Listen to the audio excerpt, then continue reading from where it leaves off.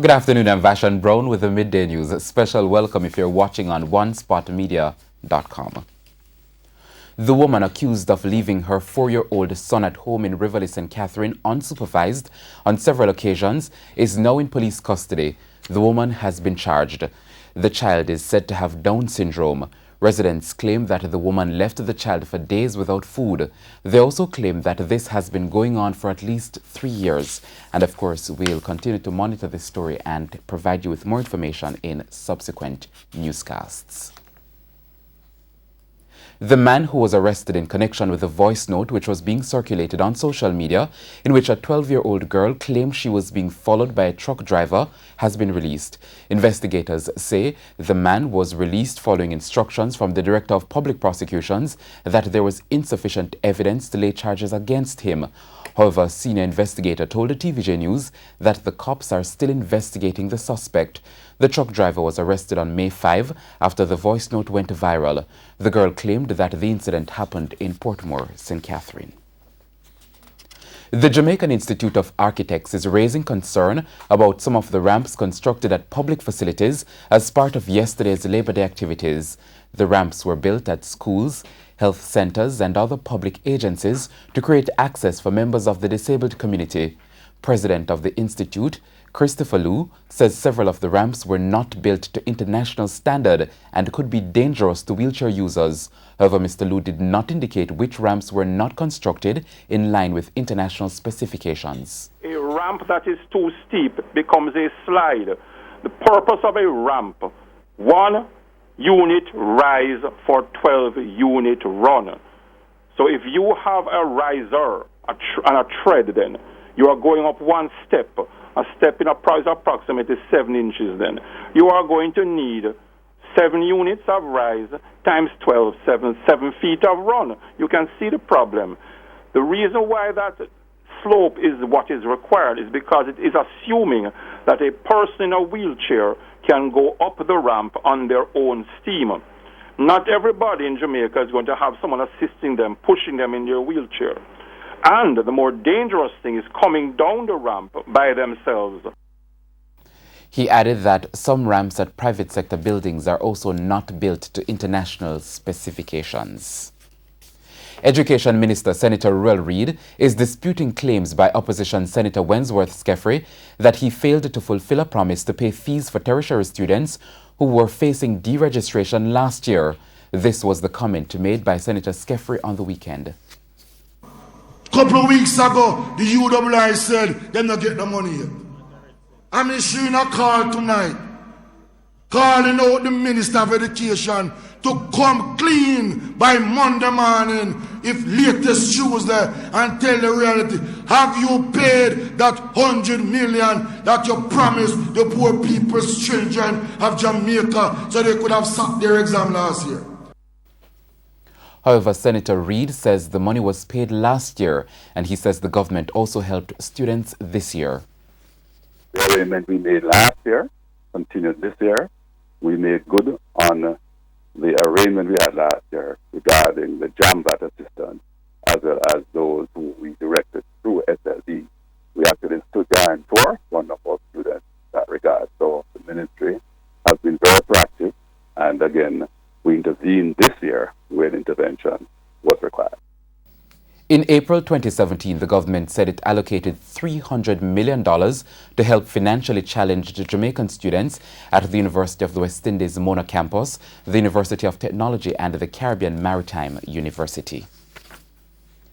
Concern is mounting about the state of affairs at Jamaica's oil refinery Petrojam.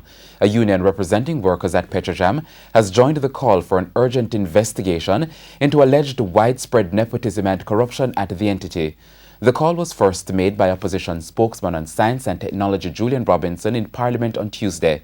The Union of Clerical, Administrative and Supervisory Employees UCASE has revealed that it also received reports of staff victimization and nepotism described by Mr. Robinson. UCASE President Vincent Morrison says he supports the call for a probe by the Auditor General. She will do a good job in finding some of the problems that I was told that is happening there. Employees have been demoted. Employees have been engaged who, based on the information that I have, don't have the qualifications for the job. And when you talk about nepotism, Mr. Robinson has put it very mildly. Mr. Morrison is warning there could be dire consequences for Jamaica if the situation is allowed to continue. Jam is perhaps the most important company that we have in this country. And we want to say to the public of Jamaica that if it continues to run in the way it's been run, then we are going to have a long, dark night ahead of us. Mr. Robinson has also claimed that there are major project overruns taking place at Petrojam. He also questioned millions he said were made in donations by the oil refinery last year. With unemployment on the decline, Prime Minister Andrew Holness is calling for a national effort to continue to improve these figures.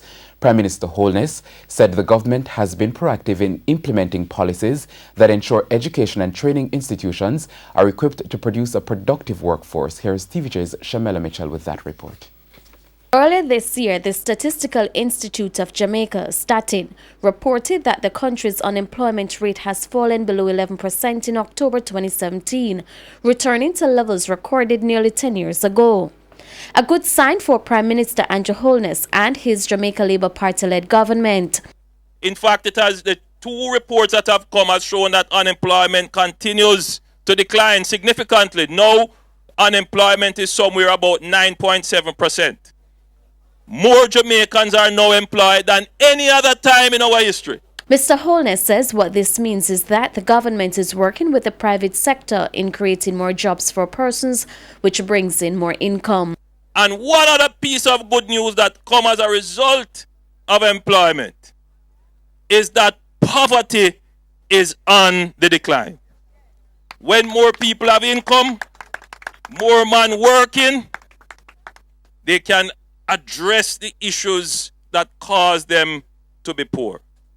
So you see the key of labor.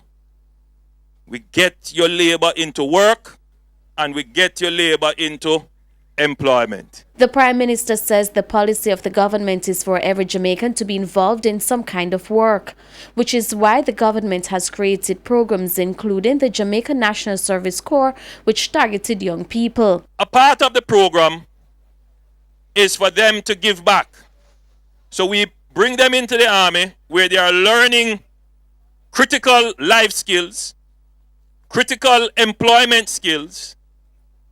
They are earning a stipend at the same time, but we require them to give back. And they are giving back through their labor.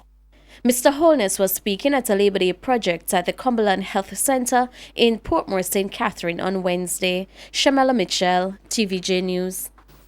A group of church volunteers from St. Catherine, Clarendon and Manchester are seeking assistance to complete a home building project in Bog Hole, Clarendon for an elderly man who had been abandoned at hospital.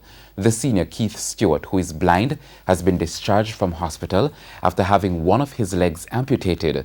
But with nowhere to go, the group pooled funds and started construction of a home for him. The project came to a peak on Labor Day but has stalled as there's a shortage of material.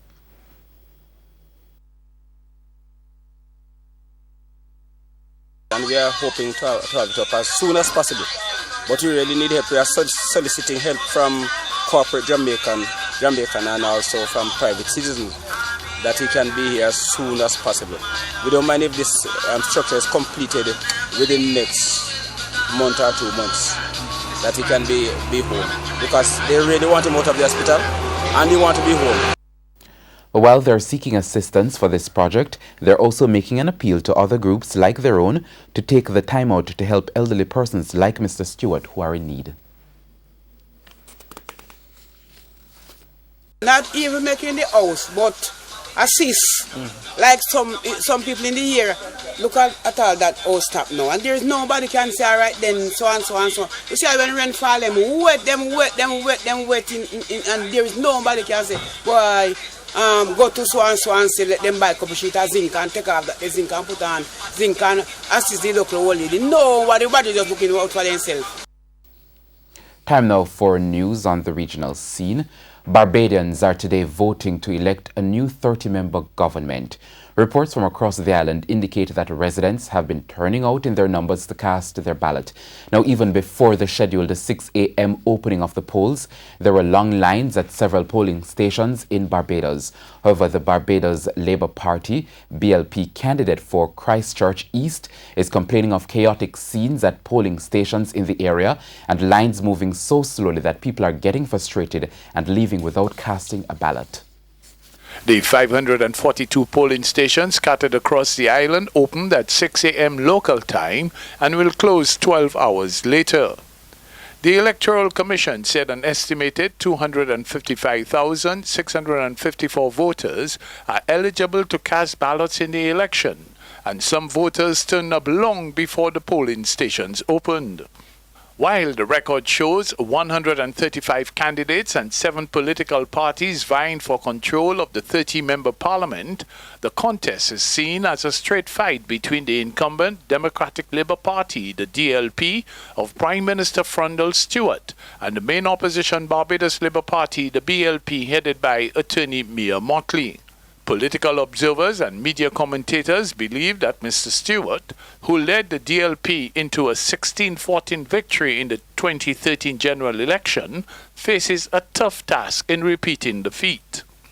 If Motley becomes victorious, she will join the likes of the late Dame Eugenia Charles of Dominica, Janet Jagan of Guyana, Portia Simpson Miller in Jamaica, and Kamala Prasad Bissessa in Trinidad and Tobago in heading a government in the CARICOM region. On Wednesday night, the 2 main political parties staged their final rallies in the capital, urging voters to go out early and cast their ballots. News further afield now, we go to the United States, where U.S. President Donald Trump will not meet North Korean leader Kim Jong-un next month.